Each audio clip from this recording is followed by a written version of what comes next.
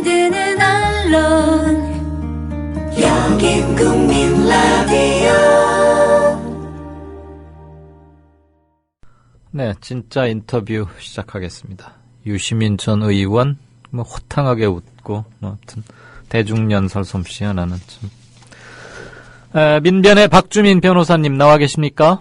예, 안녕하십니까. 안녕하세요. 예. 국민 라디오 이게 무슨 변인가? 거기 늘 나오시죠? 예. 제가 제목을 잘못 알았다.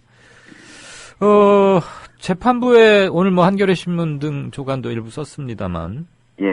국정원 댓글 사건 실은 이 정부 출범 이후 가장 국기문란 그 출발점이자 우리가 영원히 주목해야 할 가장 그런 사건이 아닌가 싶은데 그 이후로도 너무나 많은 것들이 터졌기 때문에 아슬아해져가는 점은 있습니다만 재판으로만이 다시 그것을 제대로 해부하고 민주의 정통성을 확립해가는 절차 아니겠습니까?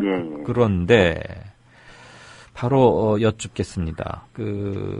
요번 판결을 한 이범균 판사 지난번에도 약간 좀 논란이 있는 그런 논리로 김용판 전 서울경찰청장 무죄 선고하더니 이번에는 상당히 중요한 것들의 증거 능력을 부정했어요. 변호사로서 그리고 법률가로서 이번 법원의 이런 태도 어떻게 보시는지요? 사실 원세훈 씨에 대한 재판에서도 느꼈던 거지만, 이범균 판사의 경우에 검찰의 부실한 수사가 갖고 있는 구멍, 허점, 이것들을 좀, 적극적으로 이용해서 봐주기 판결하는데 좀 능하신 게 아닌가, 이런 생각을 좀 가지고 있습니다. 네. 봐주기 판결에 능하다. 아주 직격탄을 하셨군요. 국정원 심리전단 안보 5팀 소속 직원 김모 씨의 네이버 계정 4개 쓴 메일함에 있는 전자우편에 첨부된 시큐리티 문서를 증거로는 쓸 수 없다는 게 그 이유인데, 이게 지금 재판부의 얘기 아니겠습니까? 예, 맞습니다. 그 문서에 뭐가 들어있길래 그럽니까? 예, 그 문서에는 안보 5팀 소속 직원들 22명의 이름이 들어가 있고요. 그 직원들이 사용했을 것으로 추정되고 있는 트위터 계정 276개, 그리고 그 계정의 비밀번호. 그거 말고도 이제 트위터 계정을 어떻게 만드는지, 그다음에 트위터를 운영할 땐 이렇게 해라. 트위터 팔로워는 이렇게 하면 늘어난다. 이런 여러 가지 어떤 정보 및 운영 방법에 대한 내용들이 담겨 있습니다. 자기들끼리의 내부 업무 정보 공유 및 이 트위터 이런 거에 능숙지 못한 사람들에게는 팁을 알려주기도 하고, 무엇보다도 심리전단 5팀에 아이디와 비번이 들어있다는 것은 이들에게는 매우 핵심적이고 중요한 거겠네요. 그렇죠. 이제 트위터 계정을 서로 이제 공유, 나눠 쓰고 공유했다는 것이 됩니다. 그런데 왜 이걸 증거에서 배척하는 겁니까? 그 문서들, 이런 정보들이 담겨 있는 문서들을 국정원 직원 김모 씨가 직접 만들었는지 불분명하다. 그런 이유를 들어서 이것을 증거로 인정하기 어렵다. 이렇게 법원은 판단한 것입니다. 지금 말씀하신 그 김모 씨가 오피스텔 김하영, 국회 청문회도 나왔던 그 김하영 씨인 거죠? 예, 맞습니다. 그러면 박 변호사님, 그 문서 생성의 주체가 불분명할 경우에는 작성자 불상으로 해서라도 증거 채택을 하고 그러는 전례는 없습니까? 사실 이제 어떤 문서가 있을 때 그 문서의 어떤 작성자가 명확하다든지 하는 것은 좀 필요한 부분이긴 합니다. 그런데 이제 그것들을 입증할 만한 여러 가지 어떤 정황들이 있다면, 명확하게 그 작성자 명의가 드러나지 않는다 하더라도, 인정할 수는 있는 것입니다. 그렇기 때문에 이 문서 같은 경우 안보팀 소속 직원들 이름이 다 들어가 있지 않습니까? 누가 알겠습니까? 국정원 밖에 있는 사람. 그렇죠.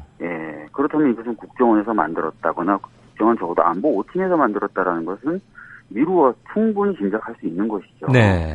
그렇기 때문에 이것들을 단순히 누가 작성했는지 모른다는 말만으로 증거 능력을 배척했다. 네. 굉장히 형식적인 논리만을 따라갔다라고 볼 수 있는 것입니다. 예. 제가 그 질문을 왜 드렸는고 하니요. 예. 관에서 이렇게 문서, 정책 문서나 뭐 보고서 같은 거 만들 때 보면 예. 실무관이나 사무관이 이렇게 초안을 잡아가지고 올라가면 과장이 거기에다가 그걸 저본으로 삼아서 좀 첨삭을 하고 고치고 그러잖아요. 예. 그걸 이제 또 실국 국장한테 가져가고 차관한테 가져가고 그래서 다시 한번 잘 정렬을 해서 장관 결재를 받아서 발표하지 않습니까? 예, 맞습니다. 그러면 그런 문서의 경우에 최초 기한자인 사무관 이름으로 할지 아니면 뭐 어느 행정부 어느 부처에 무슨 뭐 그 명의로 할지 그건 그렇게 중요한 건 아니지 않습니까? 그렇습니다. 사실 이 문서가 생성된 경로나 그렇죠. 담고 있는 내용, 네. 그다음에 뭐 최종적으로 그 문서 사용되었던 방식이라든지 네. 이런 것들을 미루어서 누가 만들었는지 알 수 있거든요. 그렇습니다. 예, 근데 그런 것들을 따지지 않았다는 것,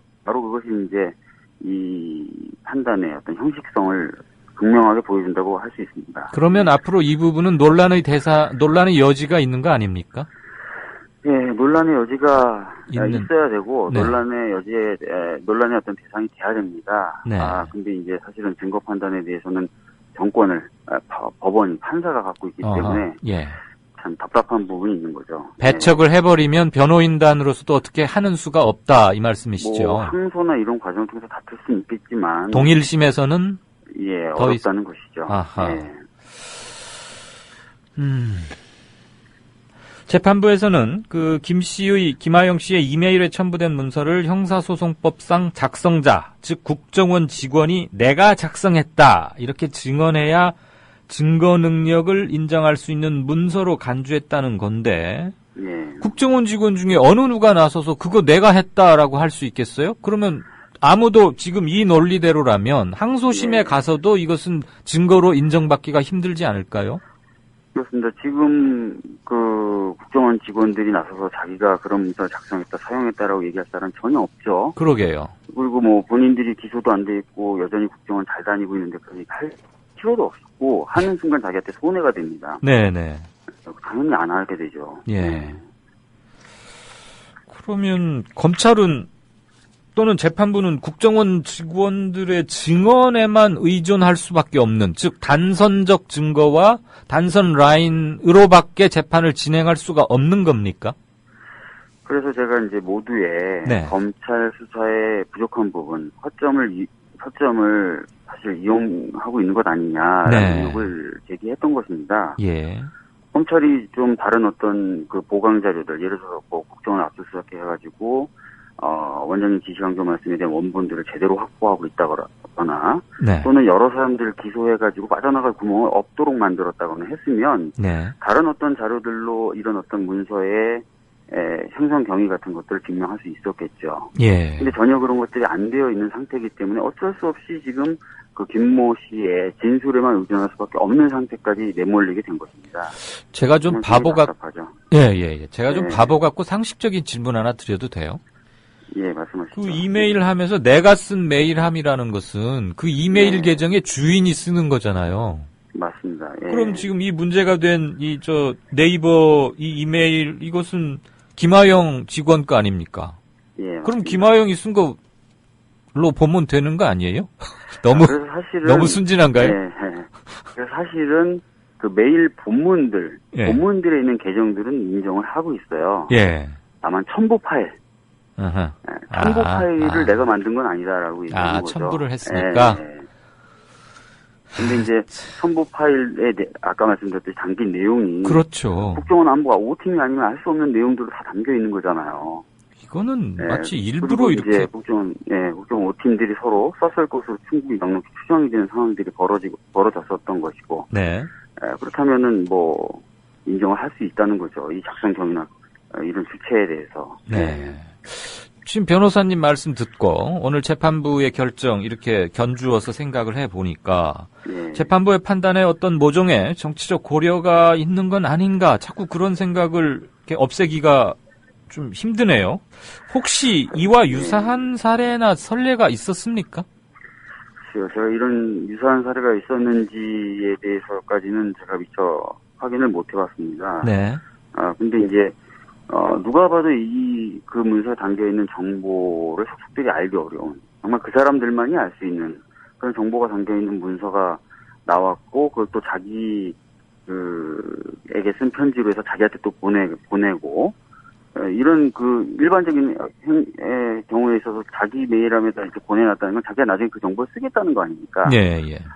그런 여러 가지 정황들이 있음에도 불구하고 무시하기에는 참 어려울 것 같다라는 생각을 하고 있습니다. 예. 그런데 어쨌거나 이게 증거 능력을 상실하고 배척받으면은 판결에도 상당한 영향을 미칠 수 있는 사안이 아닐까요? 예, 맞습니다. 지금 애초에 검찰은 지금 트위터 계정 한 269개를 지목하면서 네. 78만여 건 정도가 법을 위반한 트위터 글이다라고 기소를 했는데 네. 그 중에서 지금 대부분이 이제 증거 능력이 없어지면서 네. 한 30% 정도의 수준의 트위터 글만 남게 되는 그런 상황이 돼버릴 수도 있게 되었습니다. 70%가 날아가 버리고. 예. 이건 참. 알겠습니다. 일단 판결을 그렇게 했다니까. 재판부의 태도가 그렇다니까요. 한 가지만 더 여쭙겠습니다. 예. 좌익효수라는 닉네임, 섬찟한, 호남 지역이나 여성, 그리고 야당 정치인들 폐멸하고 비하하고 이런 거 아주 입에 올리기조차 뭐한데, 검찰이 소환조사 했지 않습니까? 예, 소환조사했죠. 그러면 요번 국정원 선거 개입건과는 별건으로 좌익효수는 대하고 처벌하거나 다루게 되는 겁니까? 예, 지금 검찰의 태도는 국정원의 선거 개입과는 이 사람은 별개다라고 판단을 하고 있고. 그럼 무슨 혐의를 두고 있는 거예요? 명예훼손이라든지 이런 것들을 지금 혐의를 두고 있습니다. 그래서 완전히 별건이죠. 어떤 선거에 개입했다거나 하는 것이 아니라 어떤 대상이 됐던 사람들의 명예를 훼손했다 이런 식으로 되는 것입니다. 그런데 좌익효수가 언급했던 사람들 중에 상당 부분은 대선에 직간접으로 관여가 돼 있었지 않습니까? 예, 그렇습니다. 예. 그렇다면 검찰의 태도 또한 동의하기 어려운 부분이 있는 거 아닌가요? 사실 그런 것은 판단의 문제이지 않습니까? 그래서 특정 대선 후보에 대해서 지속적으로 심하게 모욕적이거나 명예훼손적인 발언을 했었다.